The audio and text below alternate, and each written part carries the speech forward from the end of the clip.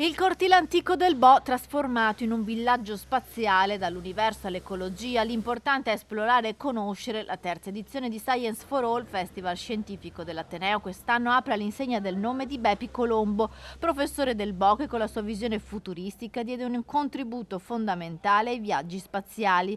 Ricorrono infatti 50 anni da quando la sonda Mariner 10 sorvolò Mercurio, un progetto a cui partecipò proprio Colombo collaborando con la NASA.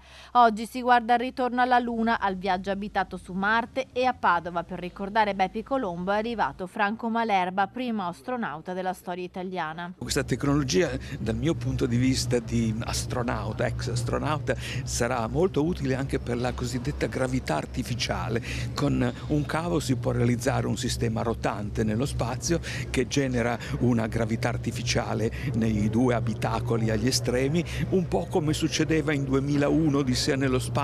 Con la gravità artificiale si potrà vivere meglio nel lungo viaggio di avvicinamento a Marte, magari addirittura mettersi nelle condizioni gravitazionali di Marte, che sono inferiori a quelle della Terra. Fino a domenica nel villaggio spaziale ci sarà la possibilità di entrare nel modulo ExoSpace Hub X, struttura progettata per simulare la vita all'interno di una base lunare, e di lasciarsi coinvolgere da un'installazione espositiva che simulerà un viaggio nell'esplorazione del sistema solare nel segno di Bepi Colombo.